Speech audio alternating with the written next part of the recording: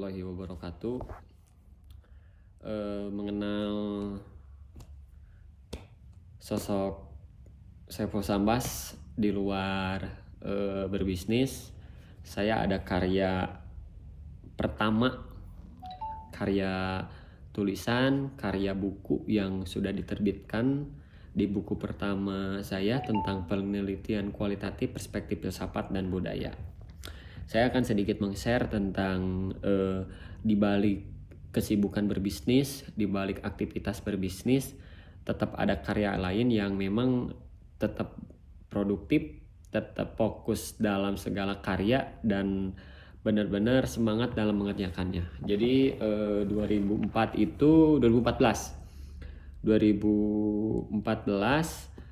saya memulai penerbitan di salah satu penerbit, nama penerbitnya itu Aseni.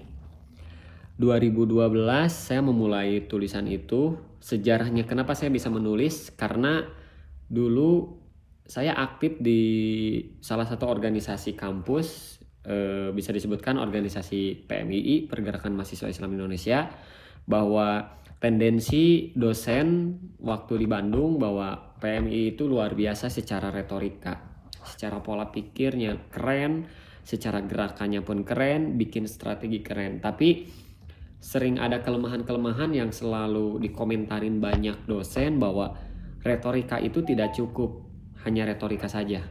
Tapi kalau dibangun dengan sebuah karya yang memang bisa dilihat orang, bahasa dirasakan orang, lewat apakah itu salah satunya contoh tulisan, contoh apa. Dan itu awal mulanya saya benar-benar hati ini terasa tercabik. Jadi ketika banyak dosen yang mengomentari tentang organisasi yang saya geluti bahwa hanya retorika tidak akan sama sekali dihargai dan tidak akan sama sekali disegani banyak orang. Tapi yang saya lihat bukan masalah dihargai dan disegani sih, tapi lebih ke arah ini harus jadi cambukan, ini harus jadi ini harus jadi pembelajaran bersama dan ini harus dibuktikan gitu. Bukan cuma lewat retorika yang kita bangun, tapi kita harus bangun dengan karya.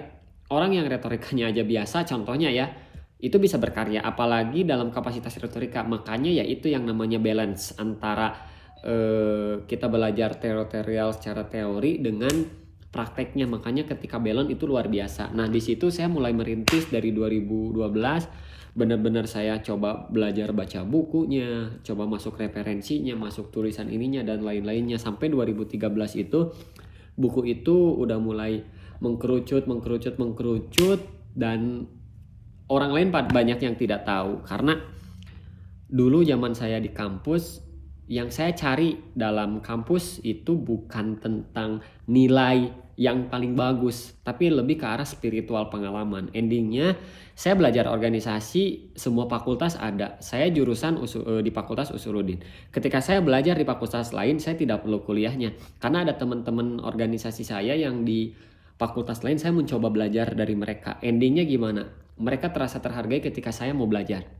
Dan saya pun dapat ilmu dari mereka. Endingnya kita saling support, saling dorong, dan benar-benar membentuk mental. Nah dari situ saya memulai banyak referensi yang endingnya coba saya tuliskan dan menjadi barometer. Harus benar-benar bahwa di organisasi PMI ini dulu saya harus ada karya lain selain saya bisa untuk retorikanya, debatnya, apapun itu. Saya harus menulis dan saya harus terbit.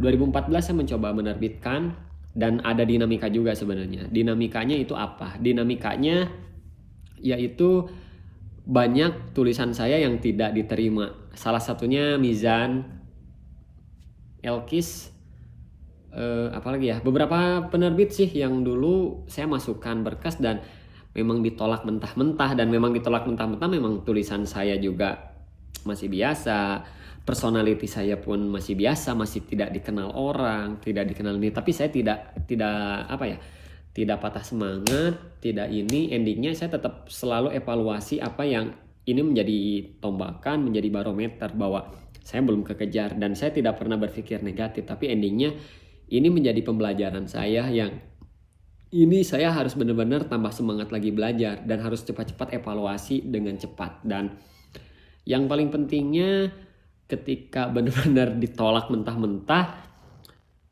ada salah satu penerbit, sebenarnya Canisius namanya. Jadi Canisius itu dulu saya ditolak, tapi ada satu marketing yang dia ternyata apa ya? Dia ternyata punya esensinya, dia punya branding sendiri dan sudah merintis dari awal. Dan dari situ dia ngobrol ke saya bahwa masalah tentang penerbitan, masalah tentang ini dia hampir banyak ke saya. Yang nantinya saya akan share masalah penerbit bagi yang mau penulis, cara menerbitkan yang bagus, kualitas yang bagus, dan nanti saya share di lain waktu ya, di lain part yang kedua. Jadi saya lebih menjelaskan tentang karyanya dulu.